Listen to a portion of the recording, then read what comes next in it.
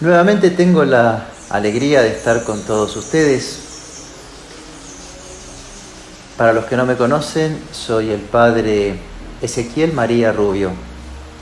Soy argentino y el superior de la Fraternidad Sacerdotal San Pío X en esta región de América Central y del Caribe.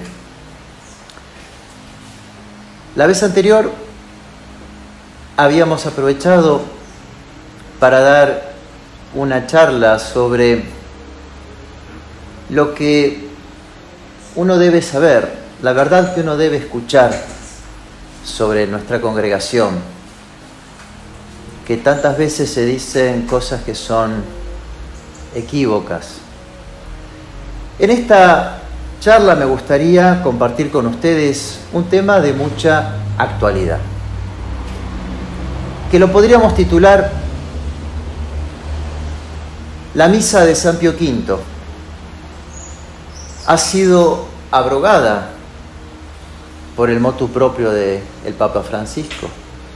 O si se quiere, ¿se puede seguir rezando la misa de siempre?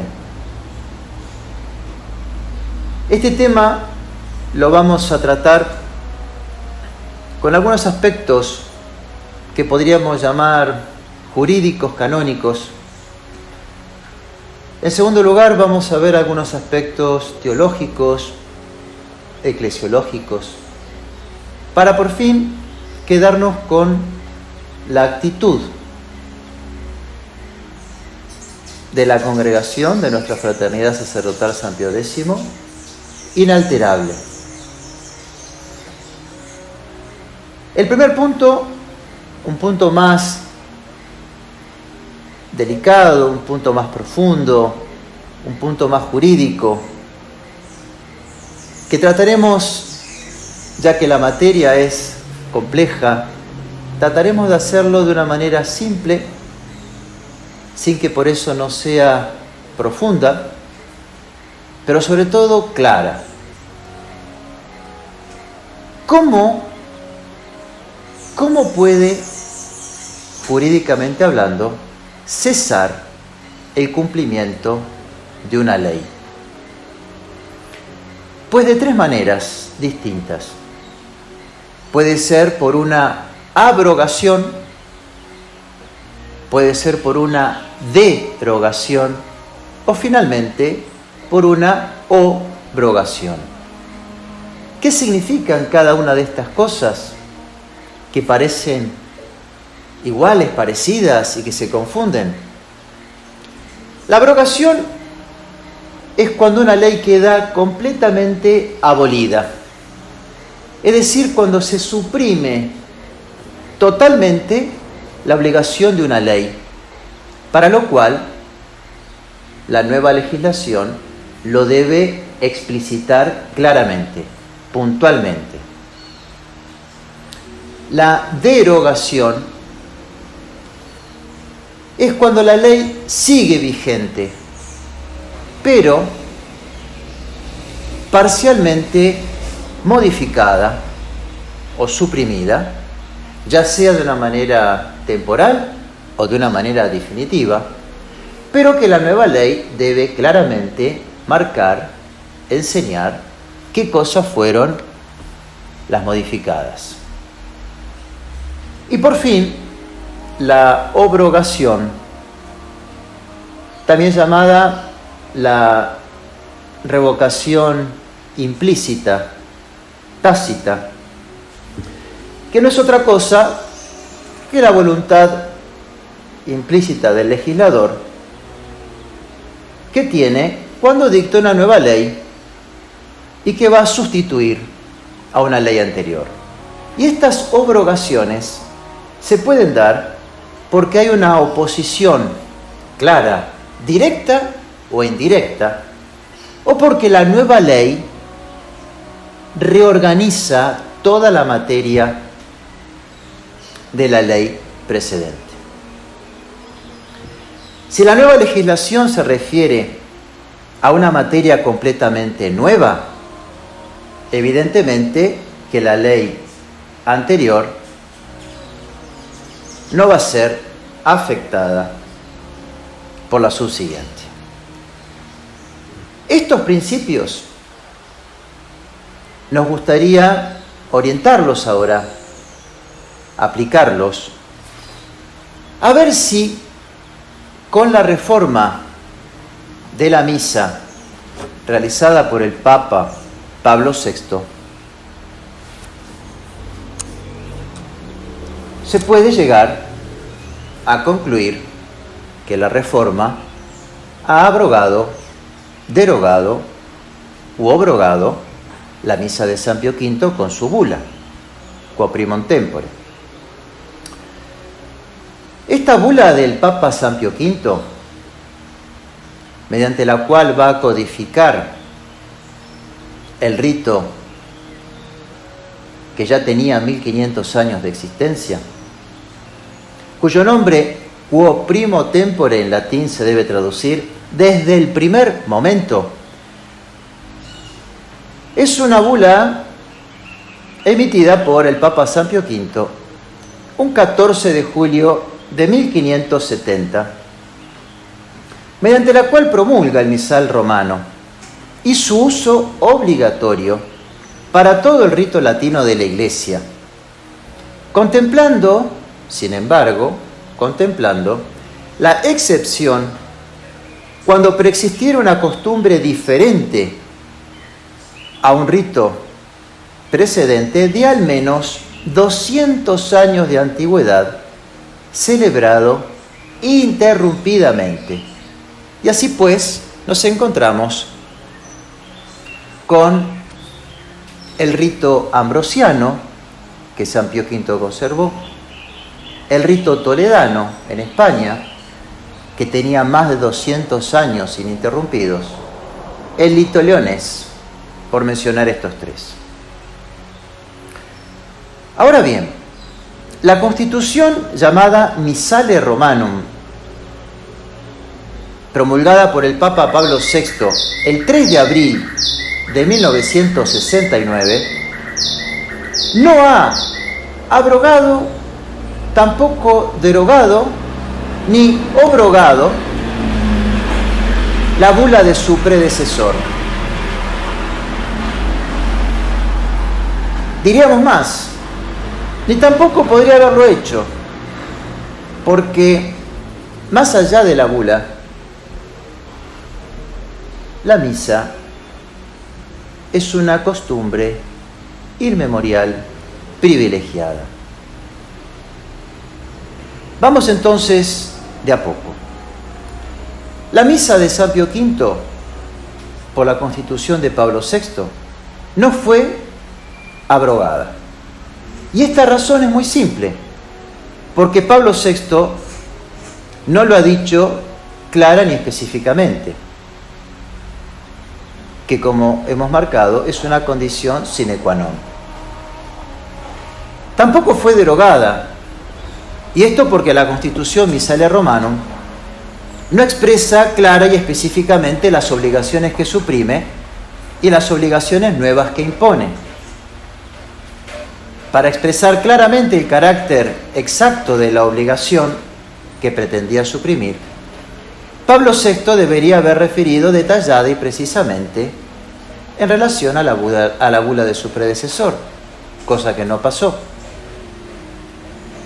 Por fin, la bula tampoco fue obrogada, porque la Constitución Missale Romanum, aunque legisla sobre una materia litúrgica, como la bula de San Pío V, no se puede decir que ni directa ni indirectamente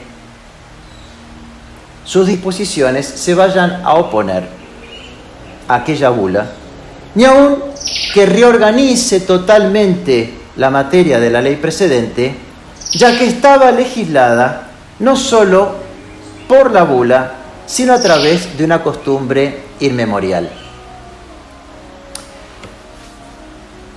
Para dar un detalle más, para aquel que le gusta el derecho canónico, para aquel abogado que le gusta la materia jurídica, no vale mal recordar que hay oposición directa cuando la segunda ley niega lo que la primera ley afirma. Y en ninguna parte encontramos esta oposición entre lo que dispone la bula de San Pío V y la de Pablo VI. Por ejemplo, en la bula de San Pío V se determinaba claramente imponer el uso del rito romano, las personas, los lugares, mientras que el texto de Pablo VI nada tiene en sentido contrario. Tampoco hay una oposición indirecta, porque esta se da cuando la nueva ley anuncia disposiciones diferentes a la ley anterior, pero permaneciendo, a pesar de todo, en relación con ella, en cuyo caso no puede concluirse la desaparición de las antiguas disposiciones, sino deben conciliarse. Entonces, nos podemos preguntar, ¿cuál fue la intención de Pablo VI? Nunca fue explícito él en afirmar que estaba derogando la bula de San Pío V, al menos al sancionar la Constitución Missalia Romanum. Y aún se puede decir que claramente no hubo intención de hacerlo, pero sí hubo intención voluntaria de dejar indefinido, sin zanjarlo, este punto que estamos tratando. Tanto es así que, como ustedes sabrán, habrán leído los libros, habrán escuchado alguna vez, el principal gestor de toda esta reforma litúrgica fue Monseñor Aníbal Buñini. Y él tenía este gran deseo y solicitaba a la curia romana que se pronunciaran al respecto, para al menos marcar que el rito de San Pío V al menos estaba obrogado. Ante el reclamo de numerosos obispos pidiendo un pronunciamiento explícito, fue contestado por la Secretaría de Estado, afirmando lo inoportuno de la Comisión para la Interpretación de los Documentos del Concilio, señalando el mismo Buñini que la respuesta fue: una respuesta favorable a la reforma hubiera sido visto como un acto odioso contra la tradición litúrgica. Hasta ahí diríamos lo que sucedió, remontándonos en el tiempo, con la Constitución Missalia Romanum de Pablo VI en relación a la bula del Papa San Pío V, quo primum tempore. Pero hay algo más. Independientemente, paralelamente a la bula, nos encontramos con el rito de la misa, que en el derecho canónico se conoce como costumbre inmemorial y como tal tiene fuerza de ley y ya estaba protegido y regulado antes incluso de la bula del mismo San Pío V. La costumbre, como derecho no escrito, es introducido por los actos repetidos de la comunidad y el consentimiento de la legislación, del legislador. Y esto entonces puede ser anulada por una costumbre contraria, por una ley anterior o por una ley posterior. Al respecto, es sentencia común de todos los canonistas que si la costumbre es a su vez privilegiada o inmemorial, la ley general posterior no la abroga, salvo mención especial por parte del legislador, que sería lo único que podríamos llegar a pensar, a discutir respecto de este rito inmemorial.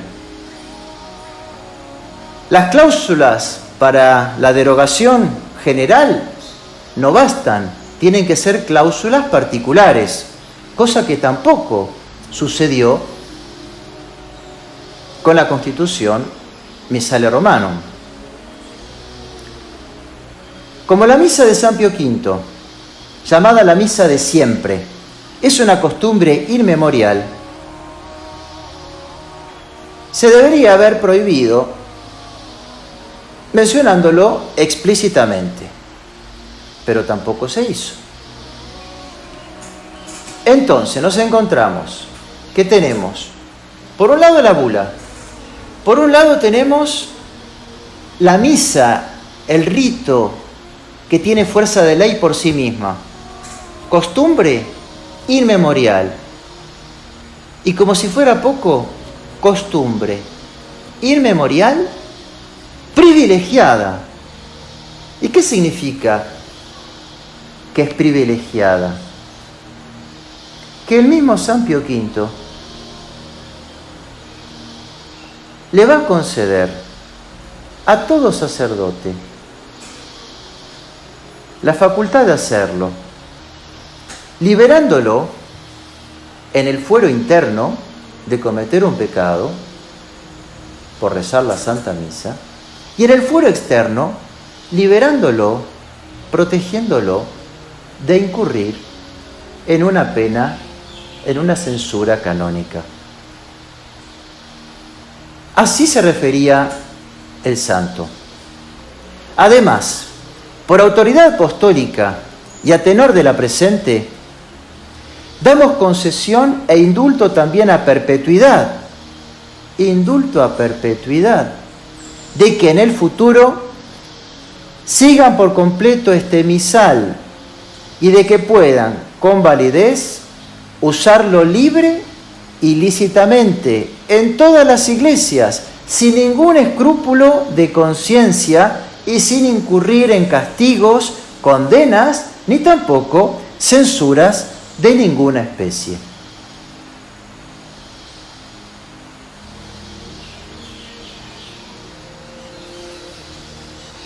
Hasta ahí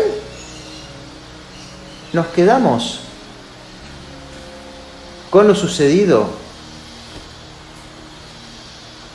entre la Constitución del Papa Pablo VI y la bula de San Pío V. Pasaron los años, casi 40 años, desde esta reforma de Pablo VI, y el debate continuó. Habían canonistas, o habían teólogos, o habían obispos que sostenían que esa misa no se podía rezar. Unos no decían nada, unos tímidamente que sí, pero el debate estaba. La Fraternidad Sacerdotal San Pío X, nuestra congregación, fundada por Monseñor Lefebvre, bendito sea Dios, continuó, y esto nos sirvió, esto nos alcanzó para que fuéramos acusados de desobedientes, que rezábamos una misa que no se podía rezar. Pero hete aquí, que casi 40 años después, otro romano pontífice, otro papa, Benedicto XVI, se animó a romper este tabú y va a afirmar el Papa algo que era lo que nosotros siempre habíamos sostenido. Así pues, el Papa Benedicto XVI, con su motu proprio, Summorum Pontificum, del 7 de abril del 2007, va a reconocer, ¿qué cosa? Va a reconocer que es lícito celebrar la misa según la edición típica del misal romano promulgado por Juan XXIII, ya que nunca se ha abrogado. Con esto, venido de Roma, se acabó la duda que podría haber existido retrospectivamente sobre si se podía o no rezar la misa de siempre, si esta misa había sido abrogada o no.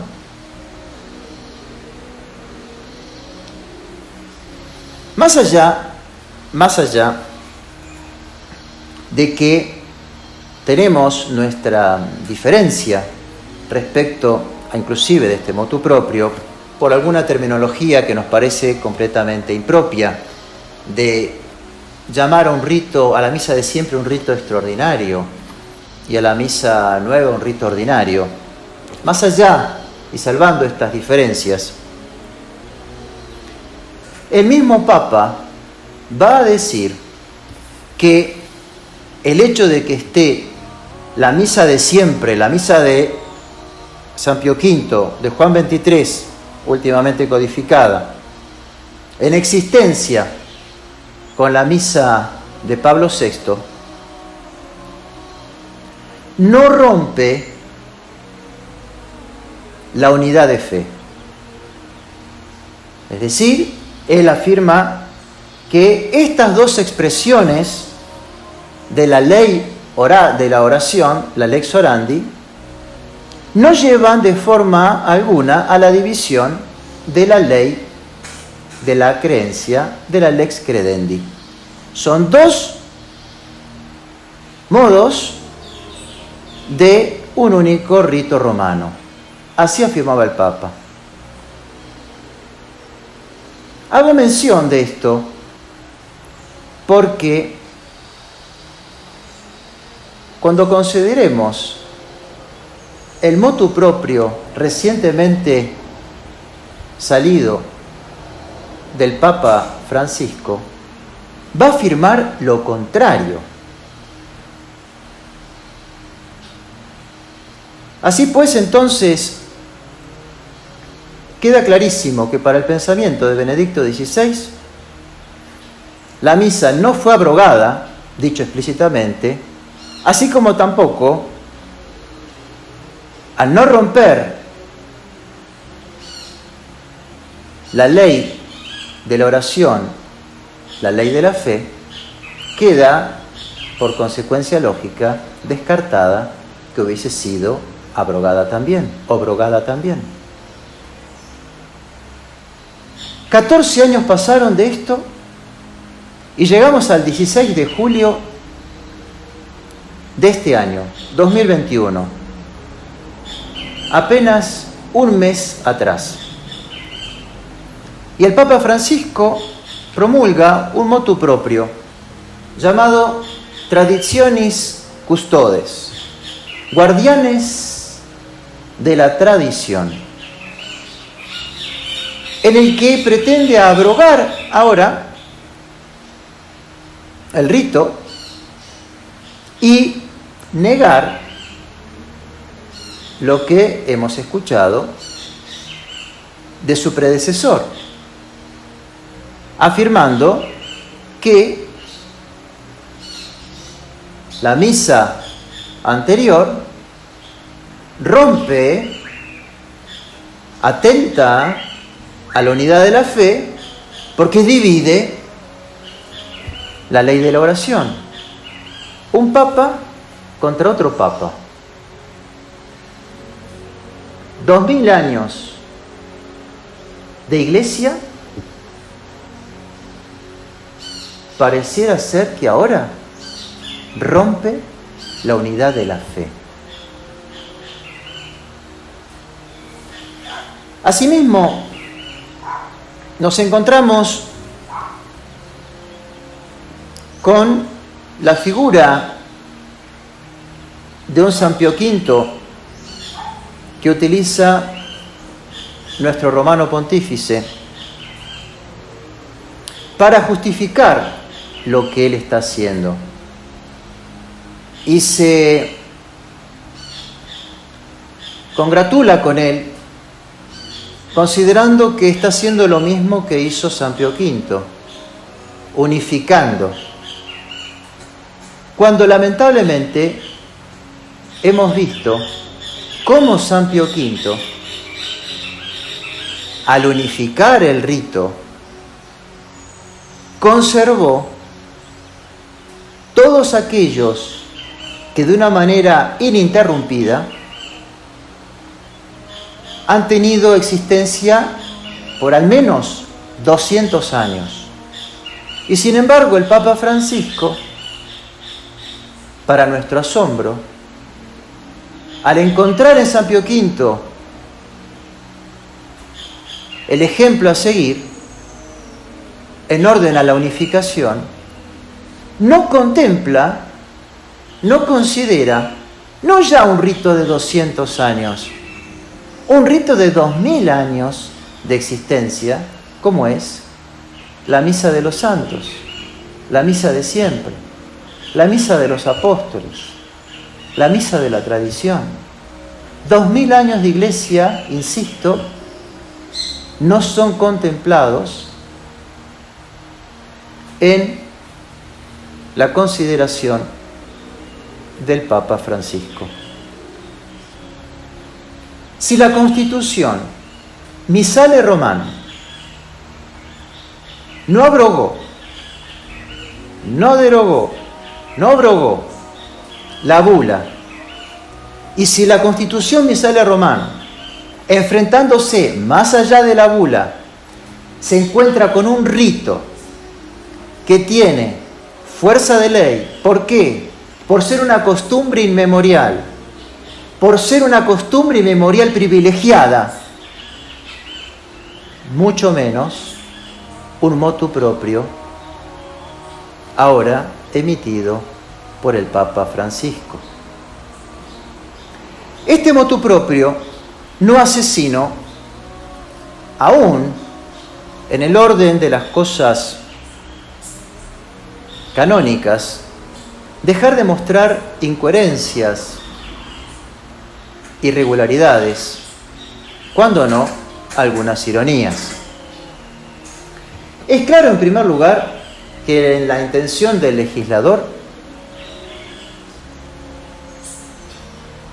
denunciada hoy por hoy, no solamente por la Fraternidad Sacerdotal San Pío X, obispos que se han pronunciado, muy conocidos hoy en la actualidad,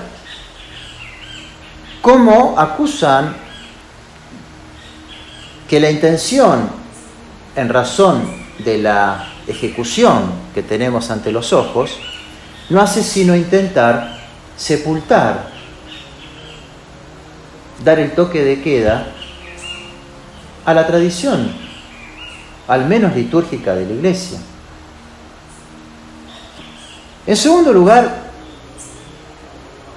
vemos una cierta incoherencia en esta Iglesia hoy por hoy tan sinodal, en esta Iglesia que siempre se llama, que siempre invita a una actitud de apertura, de diálogo, de tolerancia, de permisividad, que escucha las necesidades de los fieles, más aún, que escucha las necesidades de sus primeros hijos, que son los sacerdotes, que piden la misa, tanto los unos como los otros, y sin embargo, las puertas para el mundo de la tradición se cierran. En tercera instancia, no podemos dejar de sorprendernos de la aplicación inversa de un principio tan elemental en el derecho como es enunciado en latín: odiosa sunt restringenda, favorabilia sunt amplianda. ¿Qué significa esto? Que las prohibiciones odiosas deben ser restringidas. Odiosa sunt restringenda. Y las cosas favorables deben ser ampliadas. Las concesiones deben ser favorecidas. Favorabilia sunt amplianda. Sin embargo, vamos a ver cómo el principio está diametralmente opuesto. Hoy vemos con dolor, hoy diríamos no lo podemos creer,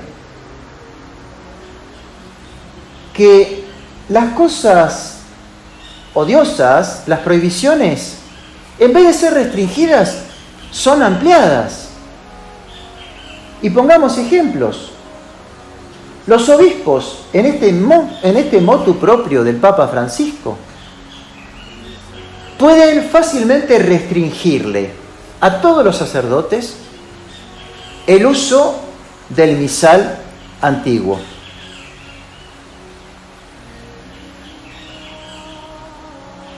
Miremos, si no, cómo pueden determinar el lugar, los sujetos e incluso los obispos pueden regular los días en los que este motu propio de Benedicto XVI pueda todavía quedar con cierta vigencia por la concesión episcopal. Se reducen los días con el riesgo de que el propio domingo no lo vayan a autorizar. Está en sus facultades. Por el otro, favorabilia sunt amplianda. No, favorabilia sunt restringenda. Las concesiones se restringen. ¿Por qué? Porque estos mismos obispos, custodios de la tradición, que tienen la facultad para poder cortar, cercenar, impedir, quitar, prohibir el uso anterior, no tienen ellos la facultad, han perdido el poder para poderle conceder a un recién ordenado que quiera aprender la misa para rezarla, han perdido el poder de aceptarlo, de concedérselo. Y el caso particular debe ser remitido a Roma. Como aquellas penas late sententiae que solamente podía la sede apostólica reservárselos. En vez de que un obispo tenga la capacidad para conceder que cualquier sacerdote que se lo pida pueda rezar la misa, está esposado y lo tiene que remitir a la sede romana para que el caso se estudie, para que el caso se resuelva y para que la respuesta algún día llegue. Esta situación es no solamente la que sufren hoy los sacerdotes con este nuevo motu propio, que buscan, que desean la tradición. También nos sucede a nosotros, sacerdotes de la fraternidad. El Papa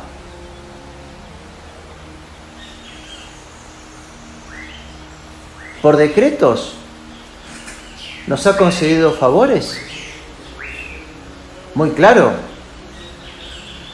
la delegación de las jurisdicciones matrimoniales. ¿Y con qué nos encontramos? En vez de que favorabilia sunt amplianda, no, restringenda. Vamos, golpeamos las puertas a los obispos diocesanos para recordarles y pedirles la aplicación. ¿Y cuál es la respuesta habitual? No se nos conceden las facultades que aún la sede apostólica nos concede. Es la aplicación inversa del principio básico, elemental, de un gobernante en orden al bien de los subordinados. Por otro lado, el sentido de la excepción, como ya marcábamos, no es contemplado por el Papa Francisco en este motu proprio. Asimismo, nos llama la atención, por decirlo de algún modo, que en esta situación, en donde se pone como una lápida, se quiere sepultar a la tradición litúrgica, se enuncia un motu proprio con cierta ironía, custodios de la tradición. Custodios de la tradición, cuando lo que, por desgracia, vemos, observamos, pareciera ser carceleros de la tradición. Rápido, las conferencias episcopales, Puerto Rico, Costa Rica, rápido, emiten un documento para hacer primar el motu proprio, impidiendo la posibilidad de rezar la misa, inclusive en países como Costa Rica, donde la misa ya se rezaba más allá de la esfera de la fraternidad sacerdotal, San Pío X. Lo que queda claro, y ya para poner un punto final a este bloque, es que el 16 de julio, el Día de la Virgen del Carmen, con este motu propio, ha habido una manifestación clara, innegable, ineludible, del quiebre, de ese esfuerzo tan grande para sostener la llamada hermenéutica de la continuidad. ¿Qué es la hermenéutica? Es ese método de interpretación de los textos conciliares, conformándolos, queriéndolos homogeneizar con todo el pasado. El Papa Francisco es clarísimo. La misa de siempre rompe, atenta contra la ley de la fe. No pueden coexistir esas dos lex orandi porque atentan contra la ley de la fe.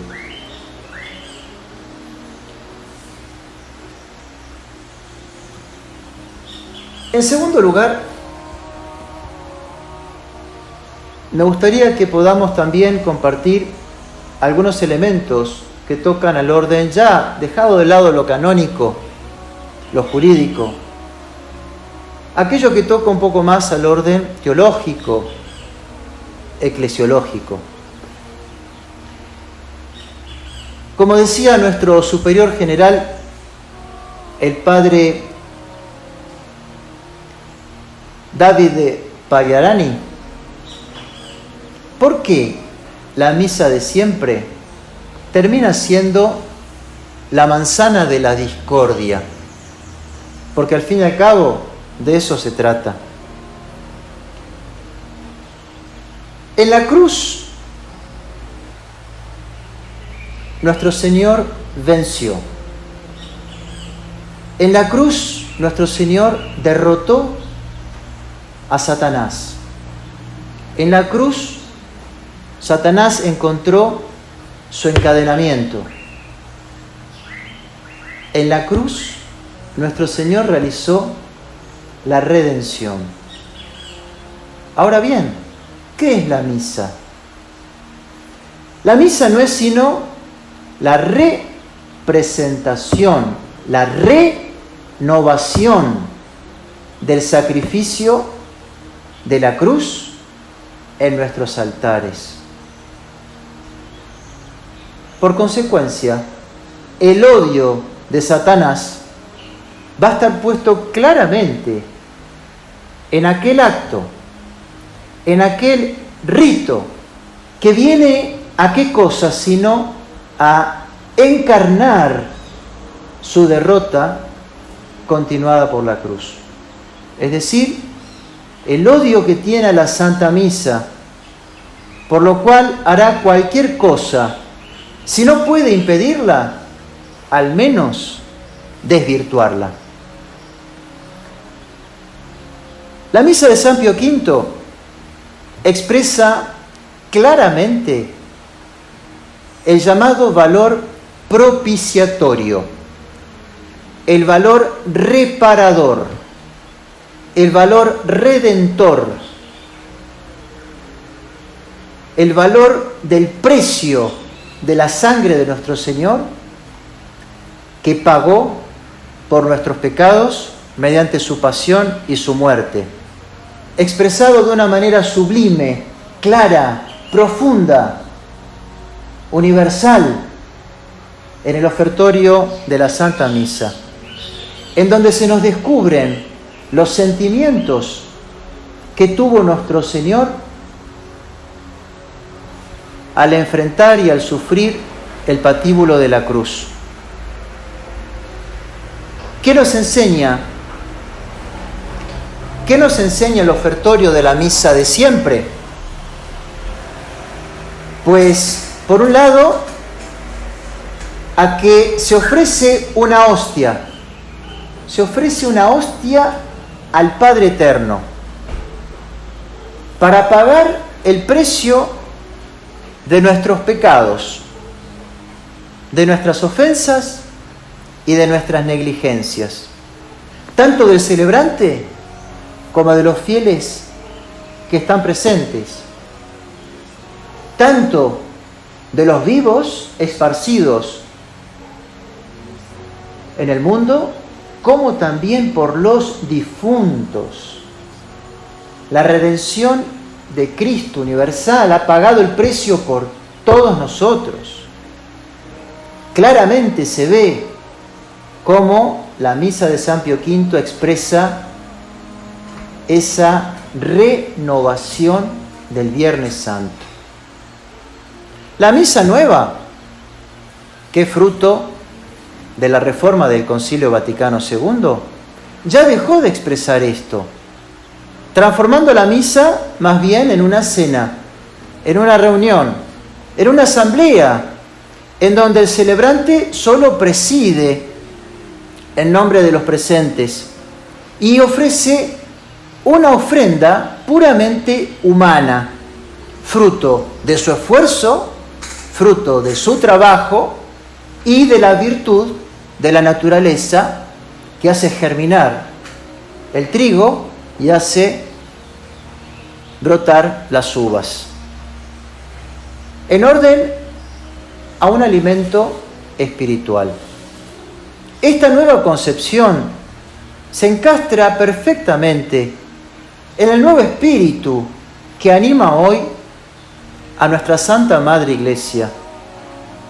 Por lo tanto, vemos que no es un problema estrictamente teológico, litúrgico. Es una cuestión ya que toca a la fe. Hay una cuestión que trasciende estos elementos y que es abarcativa a toda nuestra vida cristiana. Don Davide Pagliarani, en la respuesta que él hacía a este motu proprio del Papa Francisco, decía lo siguiente, citándolo literalmente: de un lado nos encontramos con la misa de siempre, estandarte de una iglesia que desafía al mundo y que está seguro de su victoria, porque su batalla no es otra cosa que la continuación de la que llevó nuestro Señor para destruir al pecado y al reino de Satanás. Es por la misa y a través de la misa como nuestro Señor alista las almas cristianas en su propia lucha, haciéndolas partícipes tanto de la cruz como de su victoria. De todo esto se deriva una concepción de la vida cristiana profundamente militante. Dos notas la van a caracterizar: el espíritu de sacrificio y una esperanza inquebrantables. Del otro lado, continúa, está la misa de Pablo VI, expresión auténtica de una iglesia que quiere estar en armonía con el mundo, que presta oídos a los reclamos del mundo. Una iglesia que en definitiva ya no tiene que luchar contra el mundo, porque ya no tiene nada que reprocharle. Una iglesia que ya no tiene nada que enseñar, porque ésta sola escucha los poderes de este mundo. Una iglesia que ya no necesita el sacrificio de nuestro Señor, porque habiendo perdido la noción del pecado, ya no tiene nada que expiar. Una iglesia que ya no tiene la misión de restaurar la realeza universal de nuestro Señor Jesucristo, puesto que quiere contribuir al desarrollo de un mundo mejor, más libre, un mundo más igualitario, más eco-responsable, y todo esto con medios puramente humanos. A esta misión humanista que los hombres de la Iglesia se han adjudicado, corresponde necesariamente una liturgia igualmente humanista y profanada. Y concluía lo que nosotros vamos a terminar de citar. Parafraseando a San Agustín, podríamos decir que dos misas han construido dos ciudades. La misa antigua ha construido la ciudad cristiana. La misa nueva pretende construir la ciudad humanista y secular. Así pues, entonces, y como conclusión, en nuestro ya tercer bloque, la actitud inalterable desde su fundación en el año 70 de la Fraternidad Sacerdotal San Pío X. La misa de siempre conserva todo su vigor, ya por ser un rito inmemorial, por ser un rito privilegiado, ya por tener una bula que están intactas todas las cosas como el primer día. Y esto debería animar, esto debería reconfortar, esto debería dar coraje, fortaleza, tranquilidad a tantos sacerdotes que hoy por hoy quedan relegados, que habían comenzado a rezar la misa de siempre y ahora pueden pensar o creen o se los presiona para que consideren que no pueden, que ya no es lícito, que esto ha quedado cesante. Y lo que vale para los sacerdotes también vale para los fieles. Esta ha sido la causa, si se quiere, más visible de nuestro combate en nuestra congregación, la misa de siempre. Conservar estos 2000 años de liturgia, que son las que nos dan la razón de ser en el presente, fundando y mirando al pasado. Porque la grandeza de la Iglesia es su trayectoria y no una búsqueda a un punto omega. Por eso, ánimo. Y los fieles pidan y reclamen. Como decía el Papa Francisco, hagan lío, sí, soliciten la misa, exíjanla. Es un rito inmemorial, es un rito privilegiado que tiene fuerza de ley. La bula de San Pío V permanece intacta, más allá de que con este motu proprio se venga a reducir el de Benedicto XVI. ¡Qué paradoja! ¡Qué paradoja! Se persigue hoy a los sacerdotes que quieren ser fieles a este rito, se les prohíbe. Y sin embargo, en Alemania se bendicen matrimonios del mismo sexo y todavía no se ha escuchado nada consistente, ninguna sanción por parte de la curia romana. ¡Qué paradoja! El querer ser fiel a la tradición pareciera ser un pecado mayor o más urgente o más necesario de impedir que aquello otro referido tristemente en Alemania. A la Fraternidad Sacerdotal San Pío X, que nació mucho antes del motu proprio del Papa Benedicto XVI, que nació mucho antes de la Comisión Canónica Pontificia Ecclesia Dei, hoy reducida a las cenizas, no le afecta directamente, a diferencia de todos aquellos que habían sido sujetados por el motu proprio y la Comisión Ecclesia Dei.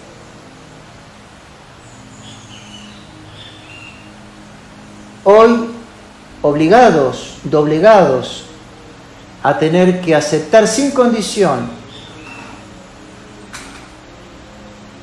el Concilio Vaticano II con sus textos íntegros, obligados hoy a no poder poner un reparo a la licitud,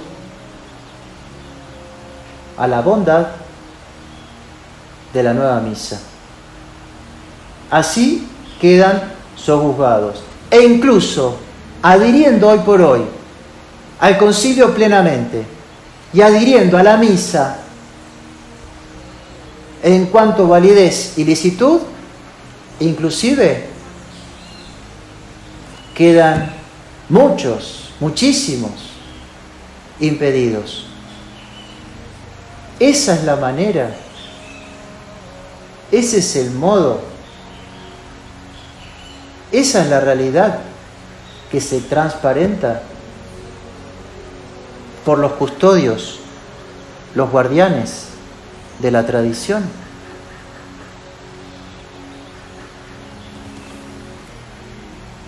La fraternidad continúa como siempre, inclusive aún gozando de los decretos del Papa Francisco que no han sido tocados en la actualidad. Nuestra congregación seguirá manteniendo, como desde su fundación, esta antorcha, esta luminaria de la fe, patrimonio común y no exclusivo. Es un patrimonio común de la Santa Madre Iglesia Católica. No es la misa de la fraternidad, es la misa de la Iglesia. Ese patrimonio común de toda la Iglesia, la fraternidad. Si hoy por hoy la Iglesia no la quiere y la relega, la fraternidad la va a seguir manteniendo, la va a seguir custodiando, la va a seguir transmitiendo, confiando en la intercesión de María Santísima, bajo su advocación de la Stella Maris, de esa estrella en este mar embravecido, en este mar tan agitado, en este mar tan oscuro, en este mar donde están las tinieblas y las brumas que no se pueden ver. Nos seguimos confiando a nuestra Madre del Cielo, a la Stella Maris, para que sea nuestra luz y nuestra guía, así como esa turris fortitudinis, a esa torre, esa fortaleza de marfil para perseverar con tranquilidad, con serenidad, pero con firmeza en este combate que llevamos por la restauración de nuestra Santa Madre Iglesia. No quisiera concluir sin decirles a los sacerdotes, a los fieles, que las puertas de la fraternidad están abiertas para todos aquellos que están de buena voluntad para acercarse, como siempre lo ha estado, confiando en que podrán encontrar en nuestra congregación lo que están buscando y que por pena y que por desgracia les han cerrado las puertas en las iglesias donde asistían. La Fraternidad Sacerdotal San Pío X continuará la obra de reconstrucción de la Iglesia. Los animamos a que puedan venir, los animamos a que si por distancias no lo pueden hacer, no dejen de reclamar sus legítimos derechos para hacer prevalecer estos 2000 años que han marcado a nuestra Santa Madre Iglesia. Que Dios me los bendiga, los llevo siempre en mis oraciones.